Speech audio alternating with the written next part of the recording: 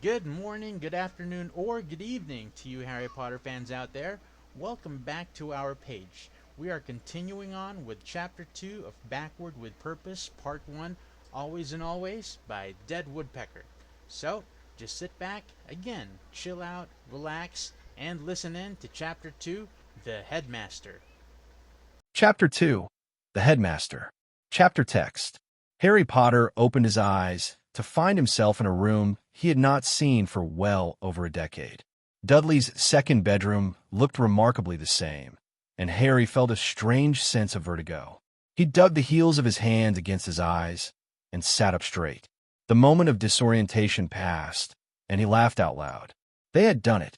He, Ron, and Ginny had actually sent their memories back in time. He looked down at his small hands with wonder. He stood up, tore off his clothes, and stood naked in front of a mirror. He was 11 years old again. He laughed until tears streamed down his face. Aunt Petunia chose that moment to bang on his door. "Get ready. You'd better not make us late. You're lucky we're even taking you to that place." He was 11 years old and heading off to Hogwarts for the very first time the second time around. Everything was the same. The same breakfast, the same headlines on the newspaper Uncle Vernon read at the kitchen table, the same vacant expression in Dudley's eyes, and the scream he gave when he saw Harry staring at him. The car ride was the same, and Uncle Vernon shouted the exact same words he had before. And in what felt like no time at all, Harry was standing alone in front of the barrier to platform 9 3/4. He waited around, hoping to catch sight of the Weasleys. He felt some anxiety. The efforts may have placed him exactly where he wanted to be, but his wife and best mate might have had trouble. "Packed with muggles, of course," he heard Mrs. Weasley say, and spun around. Their coming toward him was his favorite family in the world. They looked just as frazzled, but it was such a beautiful sight that Harry had to turn away to compose himself. He schooled his features, trying to look a little lost, and hoped that his anxiety would not be misinterpreted. Percy strode forward rather pompously and disappeared beyond the barrier. The twins, after giving their mother trouble, did likewise. Harry watched them go, and hoped he didn't look like a maniac. He couldn't seem to stop himself from grinning wide enough that his cheeks felt like they were about to split. "Excuse me," he said a bit shakily. "Do you know how to get through the barrier?" "First time," Mrs. Weasley asked kindly. "It's Ron's first time, too." She gestured to her son, as if Harry did not know this boy almost as well as he knew himself. Ron grinned, and when his mother looked away, winked at Harry. Harry grinned back. "Best to do it at a bit of a run if you're nervous," Mrs. Weasley was saying. "Go on, you go first." He passed through the barrier and immediately set off to find the empty compartment at the end of the train. His head swiveled back and forth. He drank in the sight of so many people he'd known and lost. Lee Jordan was there with his tarantula. Angelina Johnson screamed when he thrust it toward her, while Katie Bell and a fifth year, whose name escaped Harry, looked on and laughed. "I've lost my toad again, Gran," he heard Neville say to his formidable-looking grandmother. "Oh, Neville," she sighed. Harry covered his mouth to hide his grin. He still struggled with his trunk, and was just about to levitate it when George came up. "Need help with that?" "Please," Harry said. "Boy, Fred, come here and help," George called. Together, the three of them lifted it up. When Harry paused to wipe his forehead, Fred gasped. "What's that?" He pointed at Harry's forehead, where the lightning scar was highly visible. "Blimey." George noticed the same thing. "It is." They stared at Harry, their mouths gaping. "You're Harry Potter," they said in unison. Yeah, that's me," Harry replied. They kept staring at him, but left when Mrs. Weasley called them. Harry, feeling a bit overwhelmed, threw himself down on the seat, making sure he had a good view of the Weasley family. He stared at Ginny, and she must have felt his gaze because she lifted her eyes to him. Even from here he could see that she was crying. He wanted to jump off the train and hold her, but forced himself not to by taking deep breaths.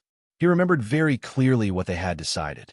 They could not do anything at all suspicious, not until the time was right to tell them all. "Ron's been acting odd all day," he heard Percy tell his mother loftily. "I think he's nervous about Hogwarts. But don't worry, Mum, I'll take care of him. It's my duty as a prefect." "Oh, are you a prefect, Perce?" Fred asked with an air of great surprise. Harry laughed as they mocked their brother and ducked his head when they mentioned meeting him. "Are you sure it was him, Fred?" Mrs. Weasley asked. "How could you tell?" "His scar," George said. "It's really there like lightning." Ron found Harry a few minutes later, just as the train was pulling away from the station. "Anyone sitting here?" he asked slyly. Harry laughed. "Nope, just me." His eyes fell on Wormtail, and he was glad to see that Ron had not made good on his threat to murder him as soon as possible. While it would have made Harry quite pleased to think that the man who had betrayed his parents to Voldemort and had, any other time, murdered Daphne Greengrass and Dean Thomas, Wormtail had to live until Sirius could be freed. He and Ron chatted idly for a time. Harry could not help but be impressed by Ron's ability to dissemble. "You've got a big family," Harry observed. "Yeah, they all went to Hogwarts too," Ron replied. "My little sister is going to turn 11, so next year she'll be at Hogwarts too. She cried all morning about it, actually. Says she wishes she could be with us too. But if I didn't know any better, I'd say she's a bit glad to have Mom and Dad around for one more year." Harry gave him a grateful look. So Ginny had been crying, but Harry'd bet 100 galleons that she was crying for completely different reasons. "This is Scabbers." Ron held up the snoozing rat. "He's not much. He used to be my brother Percy's rat. Ginny almost killed him today. Isn't that right, Scabbers? He was sleeping. He always sleeps." And she accidentally stepped on him. His face darkened. "At least I think it was an accident. She might have thought that I'd stay home if my pet was hurt." Harry had to hide his laugh. He hoped she'd hurt him bad. "Poor Scabbers," he said solemnly. The lunch trolley came and went. Harry once again bought plenty of snacks, although this time Ron threw his sandwiches out the window and ate chocolate frogs like there was no tomorrow. Both he and Ron chatted idly, careful, very careful, not to say anything at all odd. While Scabbers had only been a rat until their 3rd year, they could not afford to let Peter Pettigrew, betrayer of friends and murderer of muggles, hear anything suspicious. They knew very well that they walked a very narrow path. They were also well aware that they'd be visited by old friends who had no idea who they were, so it did not come as a surprise, although Harry's stomach gave a jolt, when Neville Longbottom, last seen dead on the flagstones of Hogwarts, opened the door and poked his head in, so shy that he did not meet their eyes. "Have either of you seen a toad?" "I've lost mine." It was lucky that his eyes were averted, for Harry had a huge lump in his throat, and he could tell by the look in Ron's eyes that he was thinking the same. "No," Harry said softly. "Sorry." "Thanks, then." Neville disappeared. Ron took several deep breaths and glanced at Wormtail swiftly. "He scared me, popping out like that. I didn't even hear the door open." "Me either," Harry winked. "I wonder what our classmates are like. He seems a nice enough sort." That didn't nearly cover it. Neville had been a champion and fearless when it came to defending his friends. This time around, his life would not end in murder. He would not leave Hannah a widow less than a year after their marriage. He'd work with plants, have a bunch of round-faced babies, and live to be a doddering old man. And Harry would never, ever have to watch him die. Harry shut his eyes. He and Ron sat in silence for a long while. Harry suspected that his best mate had fallen into the same morass of disturbing memories that he had. Ron drew his wand after perhaps an hour and made vague, flicking motions, while glancing hopefully at the door again and again. Harry knew what he was waiting for: Hermione. She did not disappoint them. A short, bushy-haired, buck-toothed girl huffed in with Neville on her heels. "Have either of you seen a toad?" she asked bossily. "Neville's lost one." For a moment, just a moment, Harry saw her on fire. He firmly pushed those memories away. Sorry. We still haven't seen him." "Oh, are you doing a spell?" she asked eagerly. She plunked down on the seat opposite Ron, next to Harry, and focused all her attention on the wand in Ron's hand. It's not a very good spell," Ron said. His hand was trembling a little. "My brothers Fred and George taught me it." Harry watched in amusement as Ron stuttered through that useless little rhyme the twins had taught him long ago, just to torment him. Struck with inspiration, he eased his own wand out of his pocket and sent a wordless stinging hex at the treacherous rat. The effect was immediate. Wormtail sprang up, hair raised, and ran squeaking around and around the compartment. Hermione, who had looked skeptical as soon as she heard the beginning of the rhyme, looked on with her mouth agape. That wasn't supposed to happen, Ron muttered. He was supposed to turn yellow. It took several minutes, and all three of them to catch the rat. Sorry, Scabbers, he said. If Harry didn't know him as well as he did, he would have had no reason to doubt his sincerity. Hermione didn't even look at all suspicious. Well, that wasn't a very good spell, was it? She asked haughtily. I think you hurt the poor little thing. Nah, Ron said.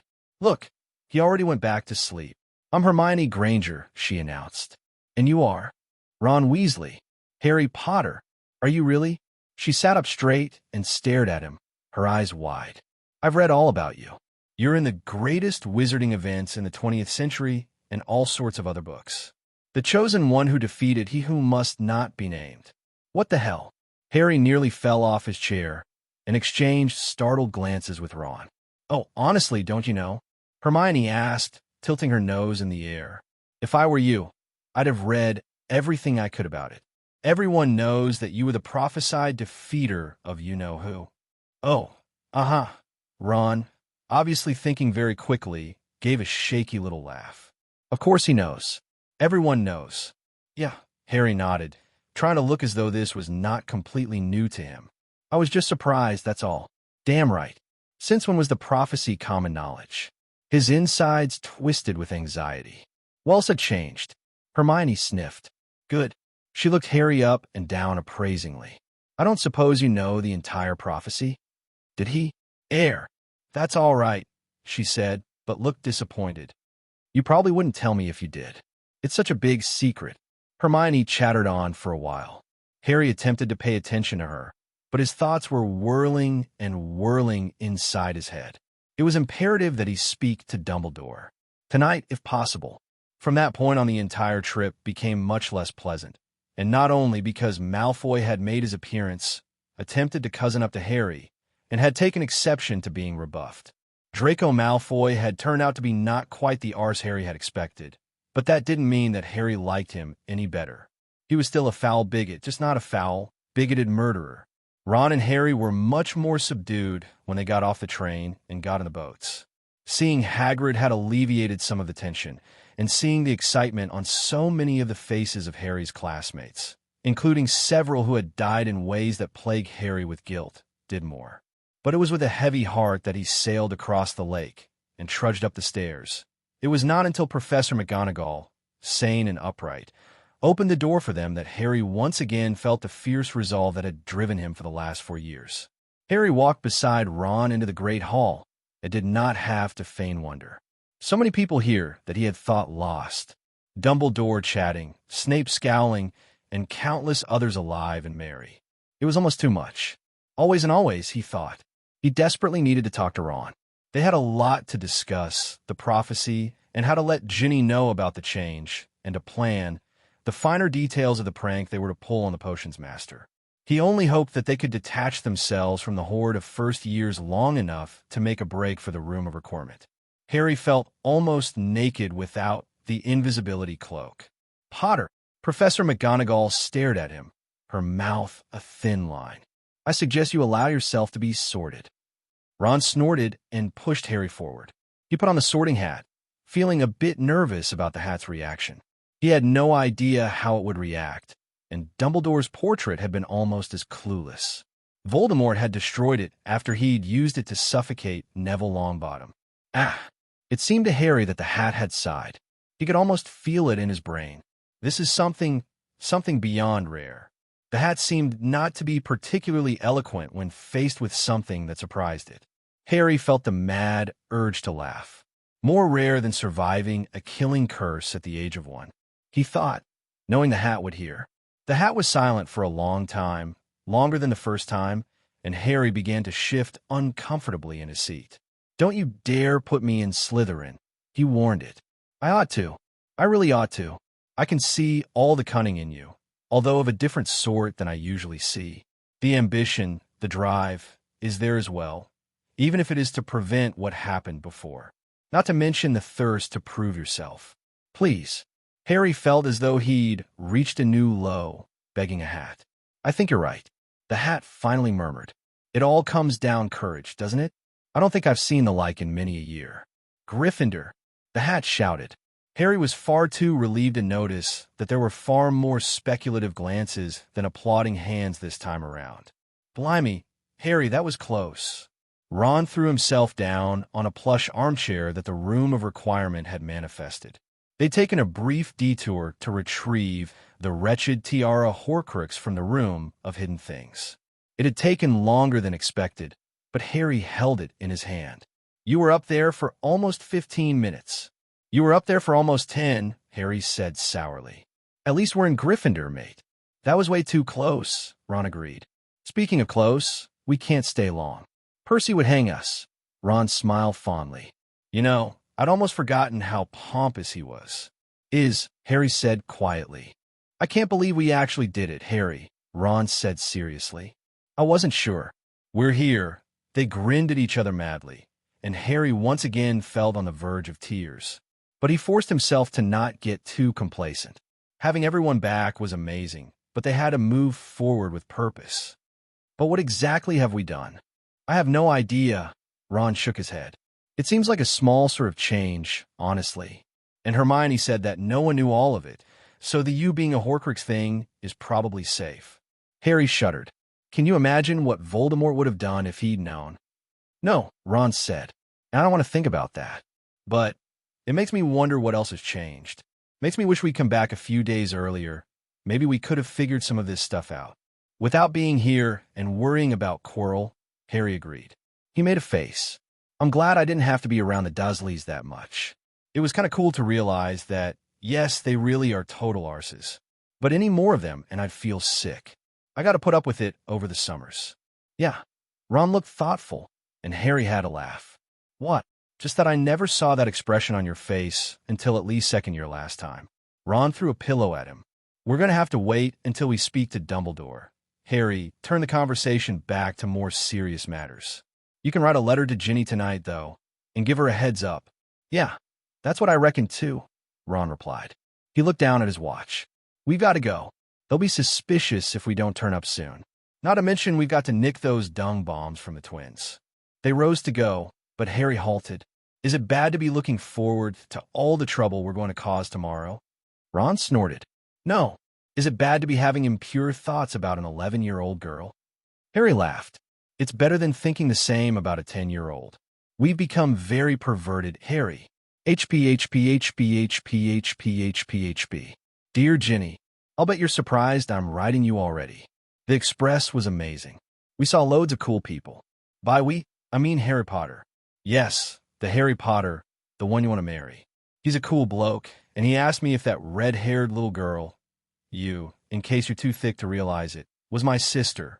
I think he fancied you. Anyway, this girl Hermione Granger came in and started talking all about that prophecy. She asked him if he knew what it was, and I don't think he did. We tried our very first bit of magic, too. We meant to turn Scabbers yellow with that spell Fred and George taught us, but instead it hurt him, and he ran squeaking all around the compartment. I thought it was funny, but I didn't want to hurt the rat's feelings, so I didn't laugh. Harry and I are in Gryffindor. I was hoping that would happen, but it took the sorting hat. Yes, it's a harmless hat. We didn't have to battle a troll at all, about twice as long to sort us as it did everyone else. Anyway, I've got to go wash. I smell like Fred and George. Ron, P.S. say hi to Annie Muriel for me, and try to steal her tiara. HP. Time marched swiftly the next day. Transfiguration and charms went well, Harry had to say. He'd been quite nervous about being in a first-year class, pretending not to know spells that he'd mastered 16 years previously. There was a fine balance between looking suspiciously genius and suspiciously stupid, but Harry thought he'd done all right. Ron, walking beside him on their way to potions, looked disgruntled. He'd been a bit more lax than Harry, and had tried to impress Hermione. Harry had wanted to laugh at the look on his face when she'd still managed to turn her match into a needle before he had. Cheer up, mate, he said in a low voice. She'll always keep you on your toes. At least we get to torture Snape now, Ron muttered. They filed in with the rest of their classmates, and Ron managed to find a seat next to Hermione without making it look intentional. Snape, black cloak billowing behind him, made quite the entrance, and glared at those who were too thick to realize that he was not a teacher to annoy with unapproved chatter. What happened next startled Harry. It was word for word identical as the last time. Snape attempted to humiliate him, of course, by pointing out his celebrity status. The thoughtful crease in the professor's brow, however, Harry was pretty sure was different. He then was practically interrogated by the man and asked questions that he knew for sure that no other first-year student, besides Hermione, of course, would know. His own reaction to it was different. Not on the outside. Harry made sure to fidget and say, "I don't know a lot." But his emotional reaction was quite different. The first time around, he'd felt badgered, confused, and furious. This time, he felt an odd sort of kinship with the man. Snape had lost the one person he'd cared about, Harry's mother. The fact that he'd lost her years before she died was immaterial. The loss had devastated him, had turned him bitter, and he'd been broken.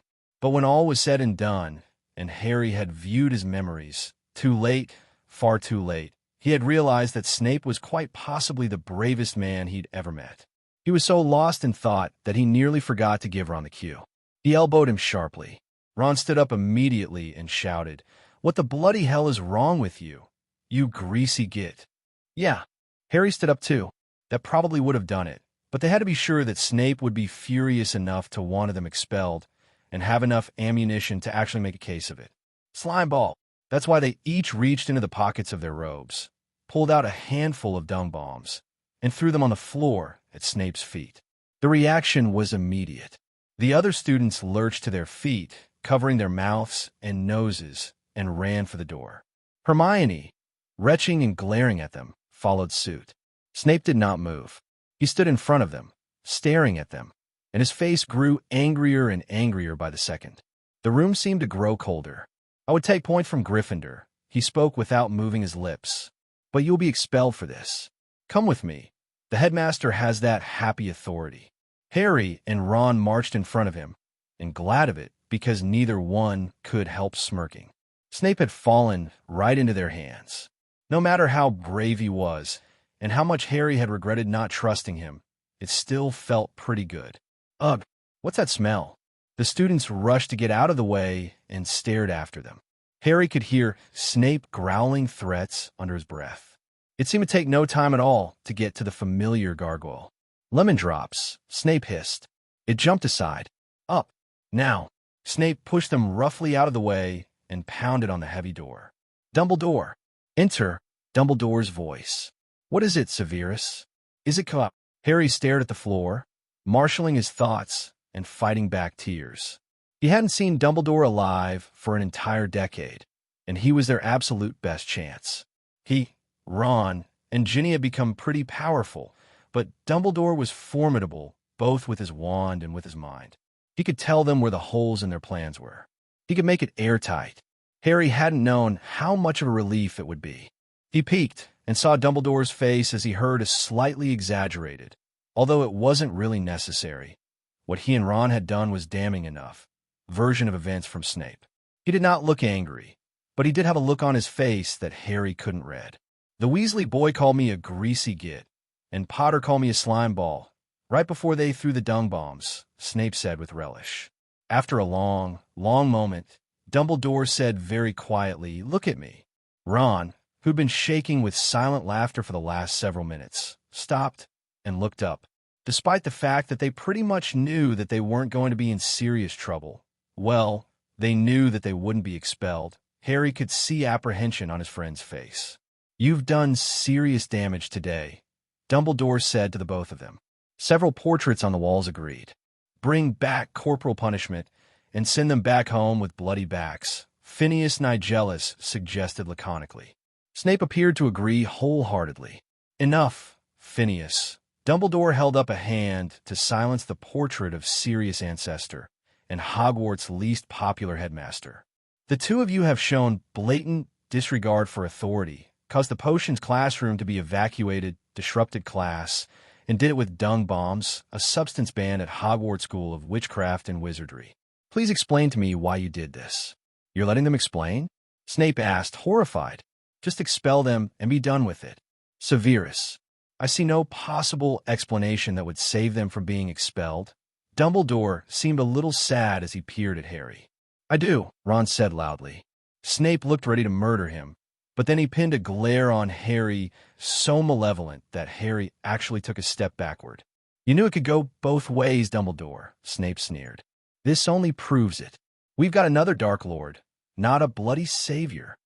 Harry and Ron exchanged uncertain glances, and Harry had a sneaking suspicion that the prophecy was very, very different here.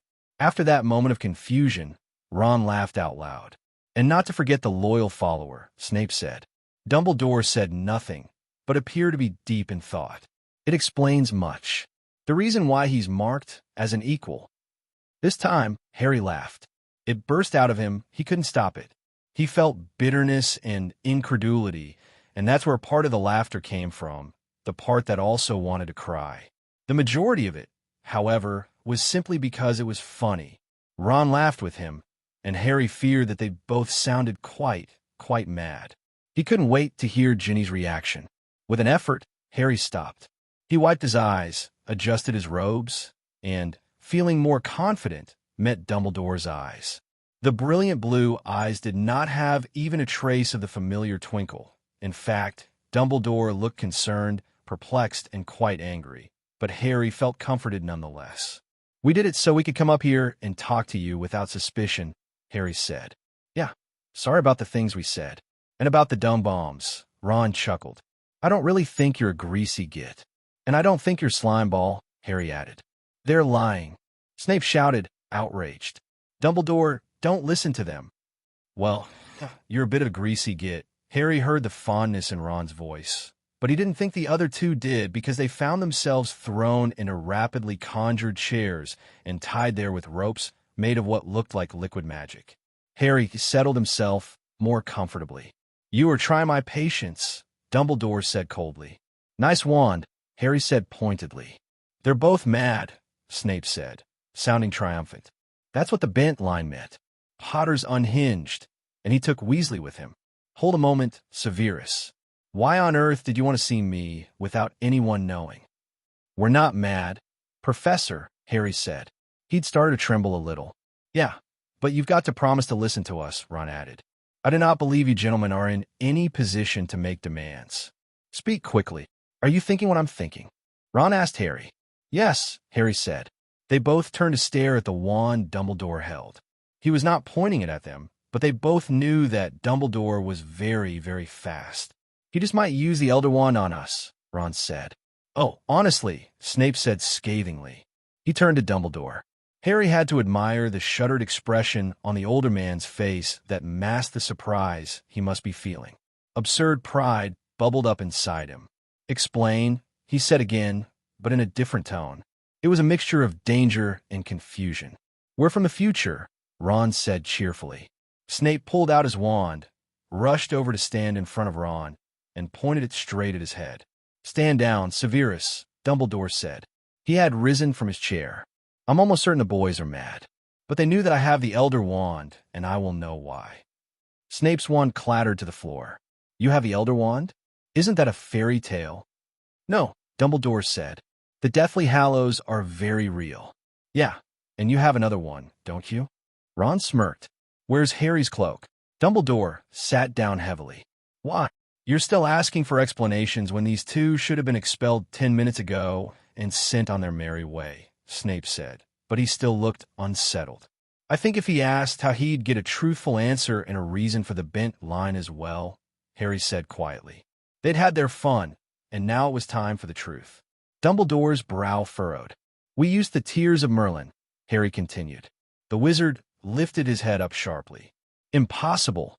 The Tears of Merlin is just a fairy tale," Snape said. "Yeah, just like the Deathly Hallows," Ron told him. "It is possible, Severus." Dumbledore's expression was absolutely unreadable.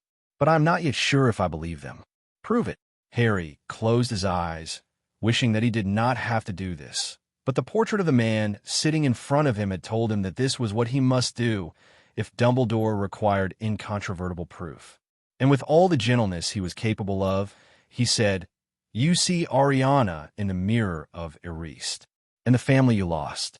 Your father, dead in Azkaban, because he avenged what the 3 Muggle boys did to your sister.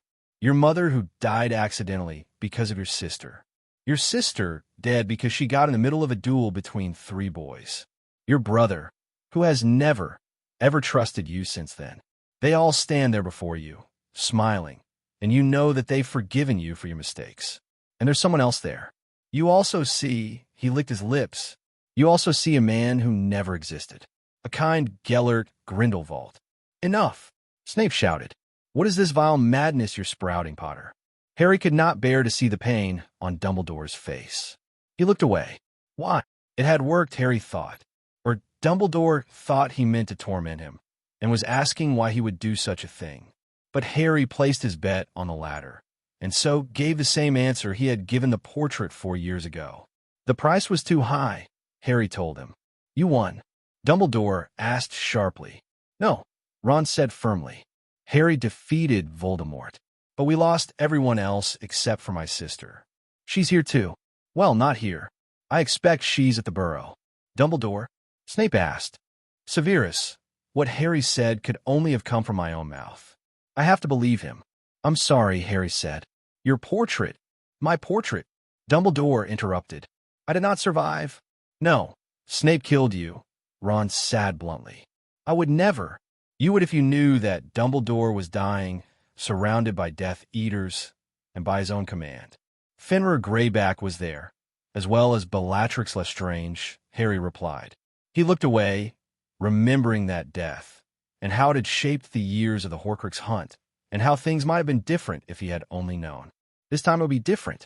He turned back to Dumbledore, who suddenly looked very, very old. Please tell me the prophecy. I already know there are differences. What was your prophecy? Dumbledore asked. Harry told him, and his voice only shook a little when he stated the part that meant he was a Horcrux. He knew this time, though, it wouldn't be too late. It is very similar, Dumbledore said. The one in the here and now is this. The chosen one with the power to vanquish the Dark Lord approaches, born to those who have thrice defied him. Born as the 7th month dies, and the Dark Lord will mark him as his equal. But he will have terrible power the Dark Lord knows not. He has been bent for always and always, and either must die at the hand of the other, for neither can live while the other survives. Harry started to cry. Not sobs, not like the kind he'd experienced in the months after the final battle, not great gasping things that shook his entire body and made him feel worse. But tears slid down his face rapidly, and he knew without having to look that Ron did the same thing. For always and always. Snape was surprisingly tactful, although Harry thought he might be too stunned to speak. He and Dumbledore said nothing until the 2 men who had been bent for always and always had composed themselves. Sorry, Harry said shakily. That was unexpected. Very unexpected. Which part? Dumbledore inquired. His prophecy sounds an awful lot like ours, but with the bits about his questionable loyalties taken out, Snape said, but it didn't sound like he really meant it. Bent doesn't mean mad, Ron said. That's the name of the spell that went with the potion. The Bent reality spell, although I suppose it's more of a charm. What does it mean? Dumbledore asked. Bent for always and always. Do you know? Yes, Harry breathed. We were bent for always and always. It felt very personal, speaking of this. And what, precisely, is always and always? It's you, Harry said simply. And you, I suppose. And Mr. and Mrs. Weasley. Bill and Fleur Weasley. Charlie Weasley. Percy Weasley. Fred and George Weasley. Hermione Granger. Neville Longbottom. Dean Thomas. Remus Lupin. Dora Lupin. Teddy Lupin. Luna Lovegood. Colin Creevey. Cho Chang. Cedric Diggory. And Victor Crumb. Angelina Johnson, my brother's fiancée. Katie Bell. Lisa Turpin. All Ravenclaw students, most Hufflepuff students, most Gryffindors. Even some Slytherins. Professor McGonagall, Professor Sprout, Professor Burbage, Professor Trelawney, and Professor Vector, Ron continued. Dobby the house elf. Firenze and Megorian, the centaurs. Rufus Scrimgeour and Cornelius Fudge. Ted and Andromeda Tonks. Each name felt like a weight on their soul, but they continued until they listed all the names they could remember. Dumbledore looked horrified, and Snape looked arrested. Emmeline Vance, Elphias Doge, and Amelia Bones, Harry paused. There are many, many more. People we never even knew who were targeted and killed. I don't even know how many countless muggles.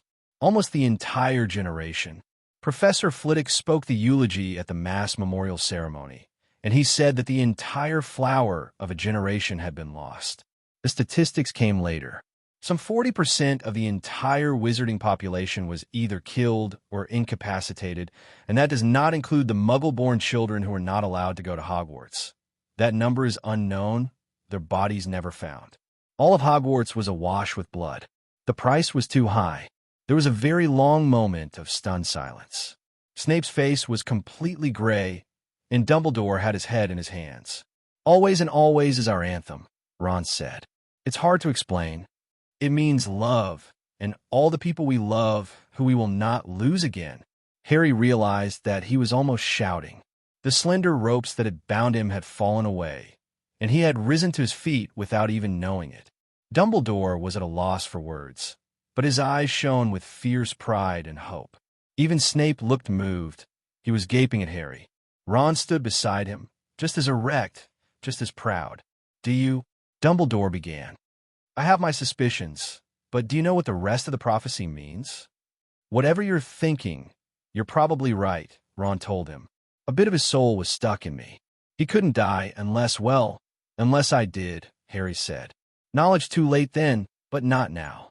"Harry survived the killing curse again," Ron said proudly. "So he's definitely made a Horcrux?" Dumbledore asked. "I suspected when I saw you after he murdered your parents." "What's a Horcrux?" Snape asked, lost.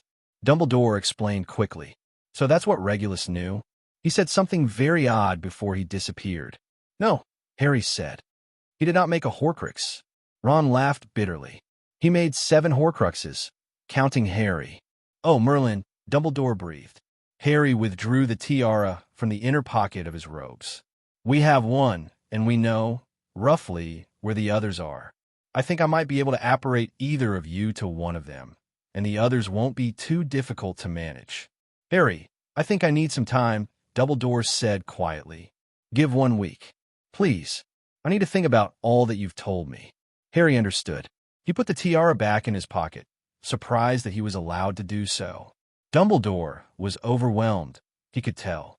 He remembered very clearly how he'd felt when he'd learned that Voldemort had mutilated and maimed himself beyond all usual evil, and how that task had seemed so vast and impossible.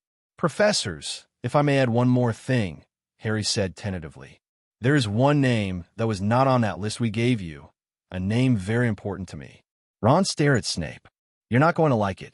"I don't think I could possibly be more surprised than I am right now," Snape murmured. "Yeah, you can.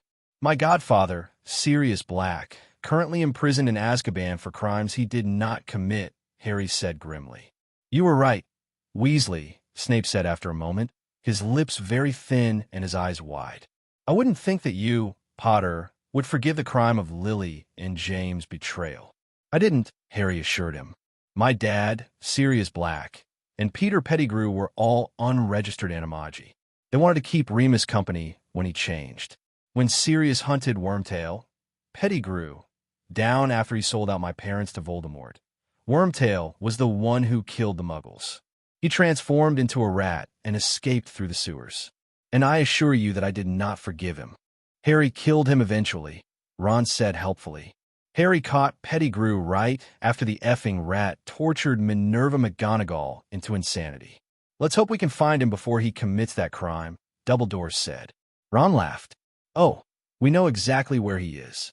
He's down in my dorm room right now, probably chewing on my sheets." "I need to sit down," Snape said. Dumbledore shook his head, as though clearing cobwebs, an unguarded gesture that Harry suspected he allowed few to see. "We need to think of an excuse, Severus." They were right. There will be no expulsion, but we can't allow them to get away with it. None of the teachers would believe it, and I suspect everyone in the whole school knows exactly what happened. Snape was silent for so long that Harry began to fear that he would insist on expelling them. His fears were unfounded. "I suspect that students have been brewing illicit potions," he said carefully. "I know of several that would inspire madness. I suggest the Confuzzle draft." They will have detention with me every Saturday for a month. And 20 points from Gryffindor. Ostensibly because they were stupid to take a potion they didn't know, but really because in a few minutes they will be greeted as heroes in the Gryffindor common room. Snape knows how to keep us humble, Ron said. Harry laughed. He always did.